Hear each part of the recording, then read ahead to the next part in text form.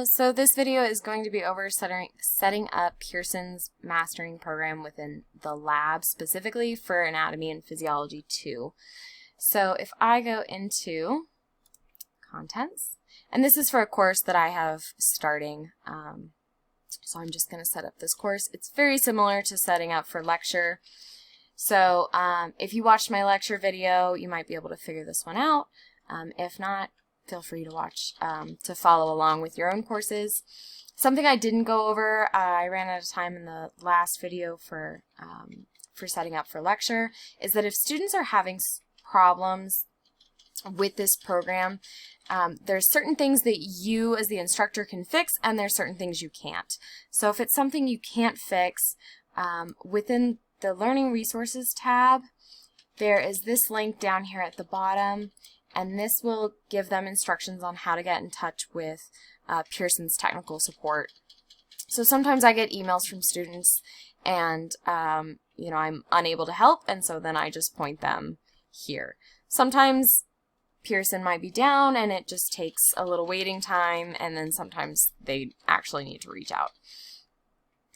Okay, so if we're setting up, if you saw the first video, you know that I have a little cheat sheet that I made so that I don't have to scroll through all the course assignments and figure out, you know, which chapter homeworks are assigned to which modules. So I'm going to go into Content tabs, then Learning Resources, and then the Mastering A&PII assignments. If your assignments don't pop up the very first time you click into it, that's totally normal. Just kind of hit the refresh button.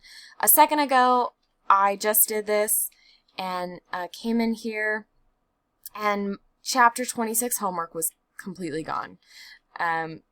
Thankfully, I just hit the refresh button and it popped right back. So sometimes Pearson just lags a little behind and then just needs a little refresh. Sometimes I close the whole thing down and then go back into it, and then that usually fixes problems. So just like in lecture, they have this mastering the introduction homework assignment. So I set that for this class starts tomorrow on the 21st. So their module 1 is due on the 27th. So again, I always click away instead of clicking to the next block, just because I've found that it reduces errors. Okay, so I know, let's see, module 1 is chapter 17 and 18. Ooh, there we go. Which is the 27th. There we go. Chapters, they're not in order, so you have to make sure you're watching over here. So it's 18, 17, 20, 19. A little confusing. So 19 and 20 are module 2. So that's the third. Chapter 21 by itself is module 3. Chapter 22 and chapter 23 are module 4. Chapter 24 is module 5. Module 6 is chapter 25. And then module 7 is chapter 26 and 27. Same thing with lecture. There is no assignment for module 8. Their mastering ends at module 7. Module 7. So then I can just go up here and save. For the availability to students, you don't have to change that at all. That automatically pre-populates for you. The last thing you want to do in here is to click on just any assignment, because they're all homework assignments. Go into grading and presentation settings and take off the penalized late answer submissions. This is completely up to you. You can take off the penalized and then do late point deductions. You would have to go in and find those yourself, or you can reduce credit by 1% per day, so it's about 7% a week, to not be reduced more than 20% of their grade. That's up to you. I'm just going to take that off for now. And then make sure on here that, as you can see, I save as default for the homework category as a whole and not just for this assignment only. This way, I only have to do that once, and I don't need to go into every single homework. So if I pick a random one, I can go in here, and it's already fixed. Okay, so that is setting up those assignments. Super important you don't forget to remove that late, or you set the late penalty to however you want. Otherwise, you're going to have to correct that for each student individually. I talked about that in the lecture, in the setting up for lecture video, but what you'll have to do real quick is for the students specifically is go into your grade book and this is a new course, so I don't have students in there right now, but you would need to give me 1 second. Let me pull up another course into their grade book.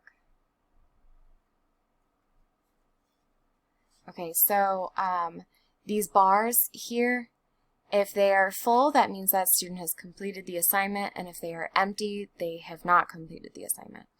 So, out of curiosity,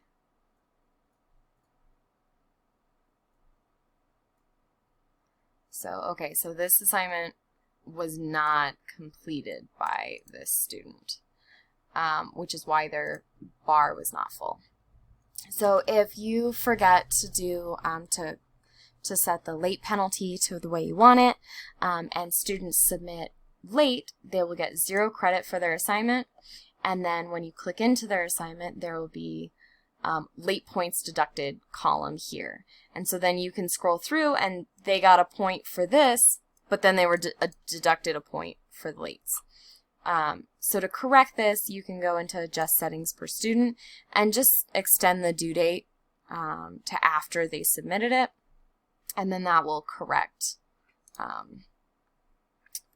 their point deduction. And then you will have to manually update their grade in the course's gradebook. Let me go back to the one we were setting up. Okay, so those are the assignments for lab. That should, oh, and then, sorry, I almost forgot. So then instructor self-service, you have to go through this as well. Manage grade sync. There are no courses here. That's okay. We're just going to refresh the list. And then I want to set this so that all of these assignments are automatically synced to the gradebook. So now it's pending, so those will appear. So now those will automatically appear in the gradebook so that I don't have to manually transfer their grade from Pearson over into this gradebook. So they will appear, so for lab, you'll just see the discussion posts, and then if you scroll to the end, when your grades start syncing, they will appear here at the very end after your Module 8 before your final grades. Okay. And then this is the same for lab as it was for lecture. In learning resources, they will find their e-text here. Should be set up. Let's see. And then they will find their course home as well. So their course home is where they'll find their homeworks, their dynamic study modules, and all the assignments that are due here. There's their textbook. Okay, the last video I'm going to make is setting up the rest of the course with news posts and some of the common news posts that I do for my personal classes.